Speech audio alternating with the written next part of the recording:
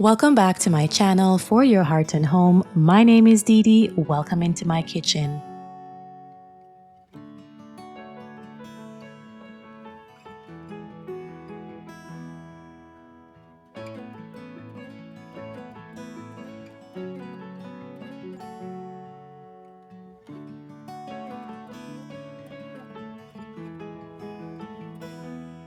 Guys, today I'm working on a few things in my kitchen. It is fully homeschool season here, and so my days are packed full. I have been working with my kids all morning, and so I just wanted to restock a few things this afternoon and also get ready for dinner. I'm starting by making 2 loaves of sandwich bread, and you've seen me with this recipe with my bread machine many times on this channel, but I will link in the description box the recipe that I'm using. I'm using freshly milled flour, and I'm also adding a bit of vital wheat gluten to this mix because that gives me the consistency that I enjoy when I'm making my sandwich loaves.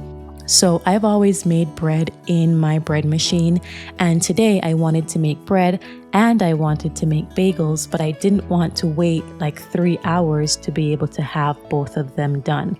So I will be making my sandwich loaves in my bread machine, and then I'm going to be making the bagels by hand. I'm trying a new bagel recipe today. I'm trying blueberry bagels, and I'm really excited about how this worked out and how it came all together. I already have some tweaks that I need to make to this recipe, but since it was the first time I was making this recipe, I wanted to follow through all the way.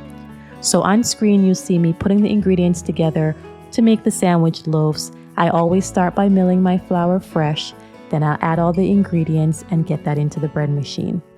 So now that my ingredients are in my bread machine, I'm going to start working on the dough for the bagels. I will link in the description box the recipe that I'm following, but I'm also going to include the notes because this recipe called for all-purpose flour. But if you've been following my channel for a while, you know that we no longer use all-purpose flour. So I replaced the all-purpose flour with freshly milled flour, and in this case, I was using hard white wheat. And the next time I make this recipe, I'm going to include some vital wheat gluten as well as a little bit of sugar to bring out that flavor. But otherwise, this recipe came together nicely, and it's definitely something I'm going to continue to work on until it reaches the point where I feel really confident making this. My family loves bagels, and so this wasn't something completely new to us. But having a flavored bagel was new, and so they were a bit apprehensive to try, but I think it will be something that we can come back to time and time again. So according to the recipe, you have to put your wet ingredients together. So I started with some water and some yeast, and I put the blueberries in that water for a bit. Then I combined the dry ingredients. With my hands, I combined all the ingredients, and then I did some kneading on my bench top.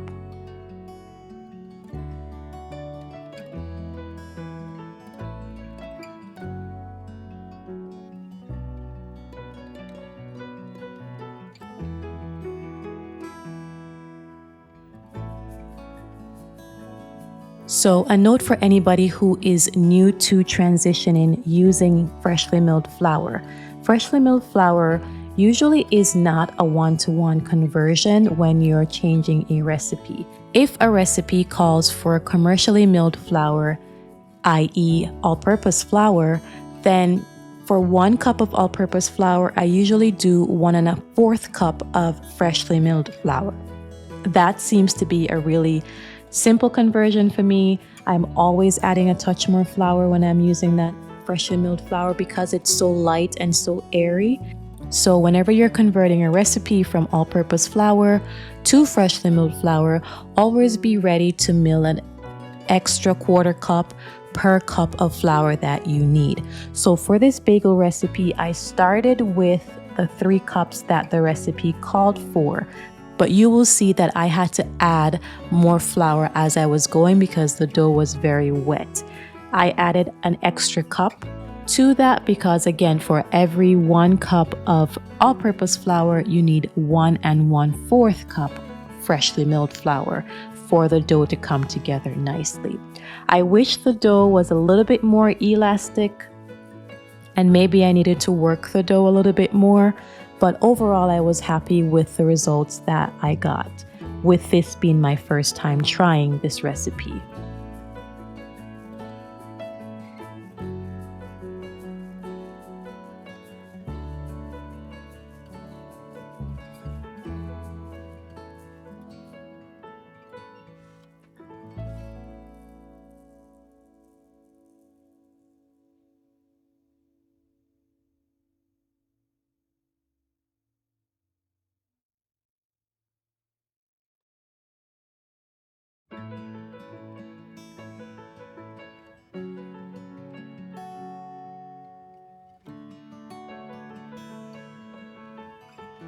So per the instructions that came with this recipe, I had to knead the flour and then I had to put it in a bowl to let it rise for approximately an hour. So now I have my bread machine going with the sandwich loaves, and I have my dough rising for the bagels.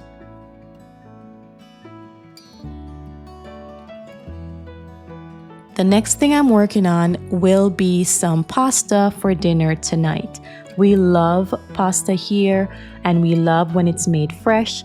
We also love that this is a simple dish that I can put together without much thought on a weeknight like tonight where we've had a busy day.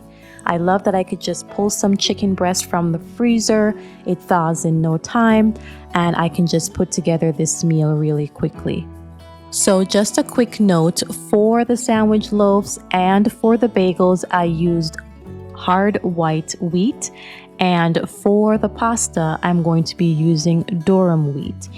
A few videos back, I shared my top 5 wheat varieties that I like to use, and since then it's dwindled.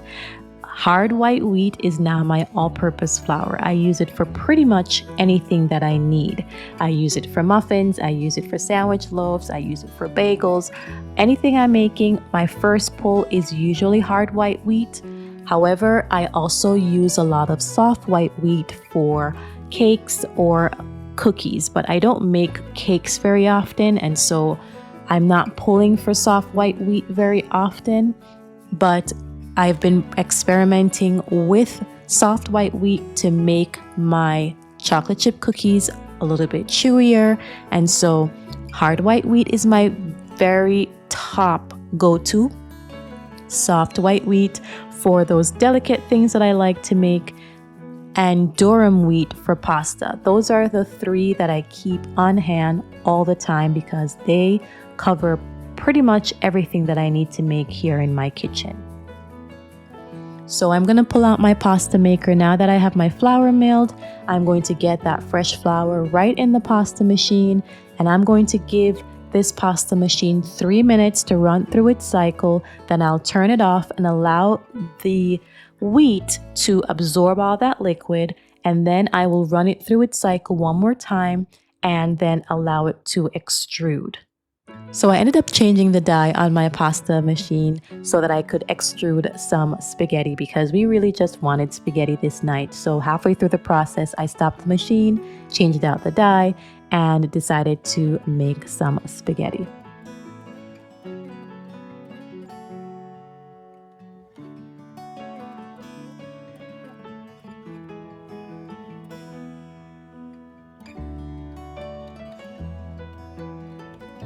With this recipe, I was able to get about 13 little nests, and I cooked all of that right away. If you've been following me for a little while, you know that I make pasta 2 ways whenever we make pasta here. So half my family likes pasta with sauce and meat, and my other half of the family likes plain pasta. And so I just make the entire batch that I make each time. I cook the entire batch at once, and then I take half of it and I add it to the meat sauce, and I just leave the other half plain.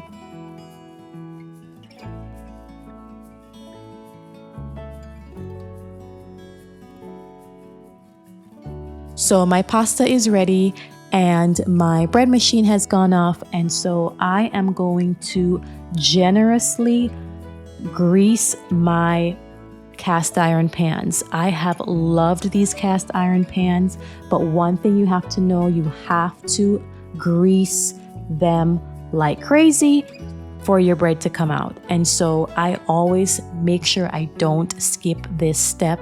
Don't skimp on the butter, you guys. So I use butter to grease my cast iron pan, and then I'm going to roll out my dough and get it in my pan so that it can have some time to double in size. So this is what my dough looks like when it comes out of my bread machine. Now, my bread machine is programmable, and I can allow my bread to sit in the machine and bake through until the end. However, I don't like the texture or the size of the bread I get when I bake it in my bread machine.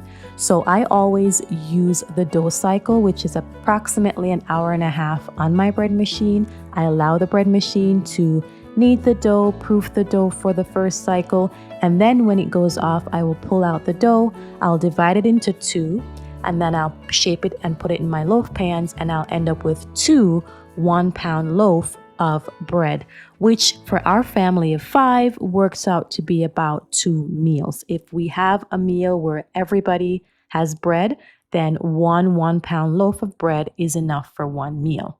But if it turns out that not everybody wants bread, it might stretch to about 2 or 3 meals. But this is what I've been doing for a long time. This is what works for us. And I love my bread machine. I've been using one for over 13 years, and I continue to use it, and I've had no issues with my bread machine with using freshly milled flour. My only suggestion is don't just set it and forget it. The first 5 minutes, when you've put your ingredients together in that bread machine, you want to stand next to it. You want to watch as it's incorporating. You want to be there so that you can add more liquid or a little bit more flour if you need to. If you set the machine and you just walk away, you might come back in an hour and a half and you'll see that your ingredients weren't properly incorporated, or your dough was too dry, or your dough was too wet, and then you've wasted an hour and a half of your time. So, the first 5 minutes, put the ingredients together. Go ahead and turn that machine on, but stand close because you might need to sweep the corners of your bread machine. You might need to add a little bit more of your wet ingredients or add a little bit more of your dry ingredients. So that is my only and really significant tip for using that bread machine. Definitely don't just walk away from it. And if you're finding that you're not having much luck with the bread machine actually baking the bread, use the dough cycle. Remove the dough once the cycle is through. Put it through a second rise, and once it's doubled in size, then bake it off in your traditional convection oven. I find that you might have much more success that way. So I've shaped my sandwich loaves, and it's now time to shape the bagels. I continued to add a little bit more flour because the dough was still very wet, but I didn't want to add too much to dry all of the moisture out of the bagels. So I'm using a new recipe here to make these blueberry bagels, but I'm also using a new technique. If you've watched any of my earlier videos, you'll know when I'm making bagels, I usually don't shape them this way.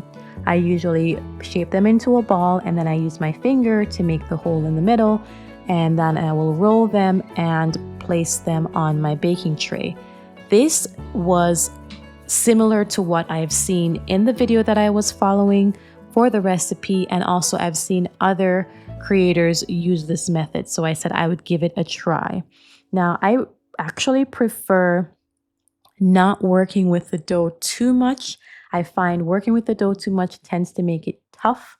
So if I were to make this again, I definitely would add vital wheat gluten. I definitely add a little bit more sweetness to the dough, and I would go back to shaping the bagels the way I normally shaped them, because while this turned out fine. It turned out great. It was a wonderful bagel. I feel like I would do things the way I'm used to doing them if I were to do this, or when I do this again, I'm going to try and go back to the methods that I'm more comfortable with and have worked for me in the past. But this was my first time trying the recipe, and whenever I try a recipe for the first time, I want to make sure I follow the steps that are written down. That way, there's less room for error. So now my bagels are shaped. I'm going to put them down so that they can double in size. And while that's happening, I'm going to get my pot of water boiling. Now, this is a weeknight. Everyone was hungry and I didn't get a chance to film all of the steps for bagel making. But once these have doubled in size, I will boil them in a pot of water that I have added 1 tablespoon of baking soda to. And I will let that boil for 30 seconds on each side. I will pull it out and I will put it on my baking sheet. Then I will put it in the oven and bake it at temperature for the length of time that is described in the recipe. So I'm waiting for my bagels to go into my boiling water and I have to finish up this dinner. So like I shared before, I had some chicken breasts thawing and now I'm going to ground them into ground chicken so that I can add it to my tomato-based sauce and complete this dinner. This small machine has been with us for quite some time now because for a while we were buying already ground meat from the grocery store and we just weren't happy with the selection that was available. And I like to get the most I can out of buying one whole chicken. And so rather than buying chicken already cut up and then buying ground chicken, which is what we usually use, I just buy a whole chicken. I remove the breast and reserve them for a night like this, and I will thaw them when I'm ready, and then I will ground them in this little machine that takes maybe 5 minutes. It does not add a lot of time to what I'm already doing in the kitchen, and so I rather just ground it fresh and use it there. So I'm going to ground up this chicken, and then I'm going to add my Jamaican-based green sauce and all my other fillings, and then get this on the plate. So the time has come. I'm partway through boiling my bagels. I was able to make 6 with this recipe, which was fine because it was the first time making the recipe and I didn't want to have a ton of them to start. I wanted to make the recipe all the way through, see if my family loved it, and then I can always go back and double or triple the recipe another time. So I boiled them, I got them in the oven, I baked them to temperature. And this is what I was able to accomplish today. These are my 2 loaves of sandwich bread, as well as my bagels, and here is a bowl of that delicious spaghetti with meat sauce. It was delightful. I will link in the description box the recipe to the blueberry bagels. I will link the recipe to my sandwich loaves. I'll also link the recipe to this pasta that I'm making because I did not come up with this recipe, but this recipe has worked for me time and time again using my pasta extruder. So it was time for my family and I to sit down and have dinner after a very long day. Once my family finished dinner and I had cleaned up, I said, I had some extra time and I knew the rest of the week would be very full. So I decided to make some quick muffins. And you guys have seen me make muffins so many times on this channel. It really is one of my go-to snacks. And so I had time to do it this afternoon. And so I decided to go ahead. When I milled flour earlier, I used most of it to make the bread and to make the bagel, and I had maybe 3 cups left over, so I said let me use that to make some muffins. And I made some carrot banana chocolate muffins. How else can we say that? Chocolate, carrot, banana, chocolate, carrot, I don't know, but I made some delicious muffins. I'm gonna call them carrot, chocolate, banana muffins. And I just absolutely love this recipe. I will link it for you in the description box. The link will take you back to my blog, and you can find my other muffin recipes that I love using there as well. I really appreciate your time with me here today. Please, if you're new, my name is Dee Dee, hit that subscribe button. It really, really, really brings me joy to see you guys engaging with my video. Leave a comment, leave a like, share with a friend, because I'd love to be here encouraging you as we walk through this motherhood journey together. Thanks so much for being here. I wish you all the best. Until next time.